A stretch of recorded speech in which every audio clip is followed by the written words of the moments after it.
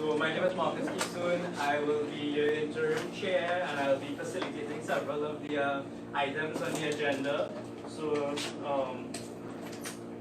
let me just say as chair, welcome. And at this point, I would just like to invite the head of the Institute for Gender and Development Studies, Dr. Gabrielle, to do our welcome. Dr. Hosein.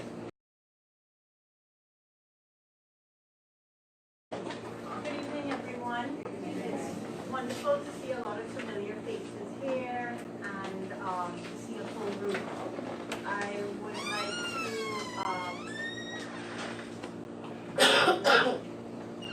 to especially acknowledge Professor Rhoda Reddock, who was the founding researcher of the Break the Silence research project into child sexual abuse and its implications to AIDS now 11 years ago. And also I would like to especially welcome Roberta Clarke, who's going to be your guest speaker, and also Dr. Sophia Mohammed, who is the chair of the Gender Advisory Board and works with IGDS a lot in order to support our work. We are lucky today to have 3 interpreters. Dr. Ben Braithwaite from the Niobe Department of Modern Languages and Linguistics. Niobe Rodriguez from the TNT Association for the Hearing.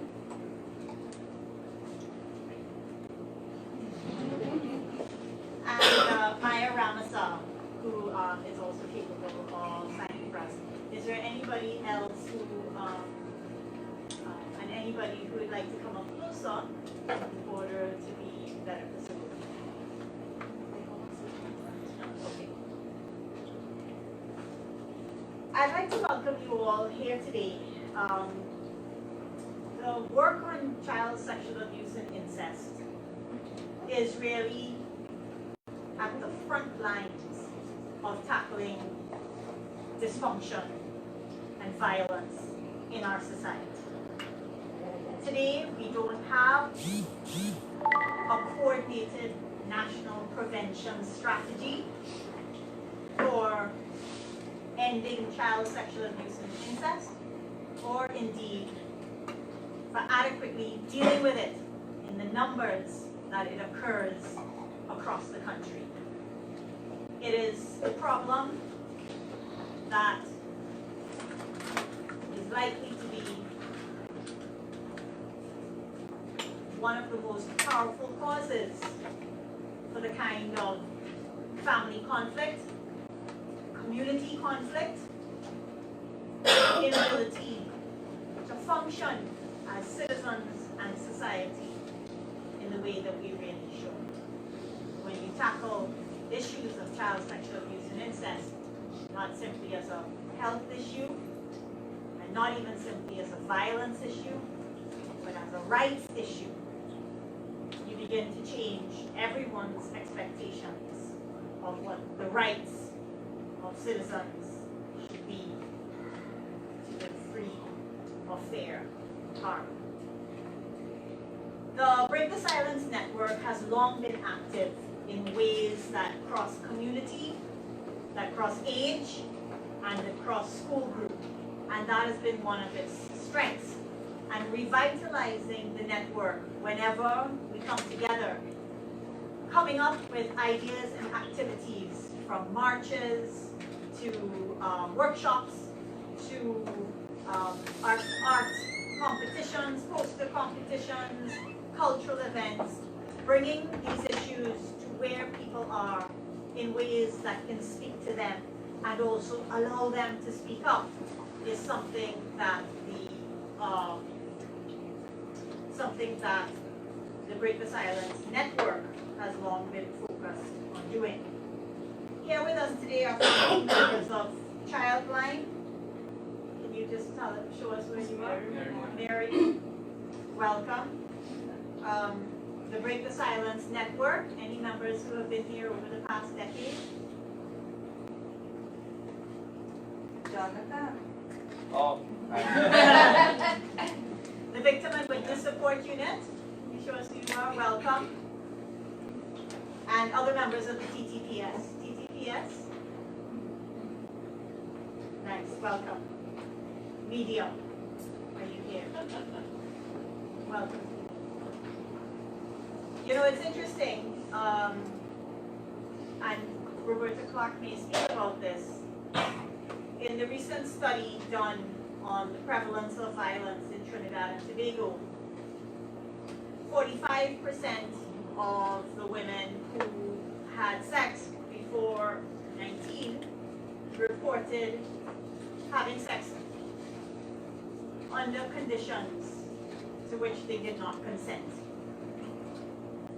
So that the issues of child sexual abuse are not ones that just affect children, 3-year-olds, 5-year-olds, 8-year-olds. They also affect adolescents, 12-year-olds, 14-year-olds, 15-year-olds. Those ages between 9 and 8 are highly vulnerable years for our children. At the same time as they become introduced to the hypersexualization of our society to a great extent, and also to the risks of commonplace male predation. And so these are all the things that we know about, that we hear about, and which we are capable of identifying and tackling wherever it is we are, however. So I'd like to welcome you all today here. You know, they say a small group of people can change the world, and this is a large group of people in comparison to a small group. This is an issue that in the 11 years since this project has started, we have made no significant inroads on in terms of prevention. And the folks at Victim and Witness Support Unit, even the folks at the Children's Authority, will tell you that they are in crisis management mode. They are not preventing the move from risk to violence at every level. And so that's, I think, where our focus has to be, however it is we're able to contribute. So I'd like to welcome you all. I hope that this is a fruitful evening for you. I hope at the end you get to introduce yourselves to each other. In fact, why don't you turn around and introduce yourselves? Oh, I'm sorry. Introductions by Marcus. Oh, you're guiding introductions. Excellent. Thanks for that. Excellent.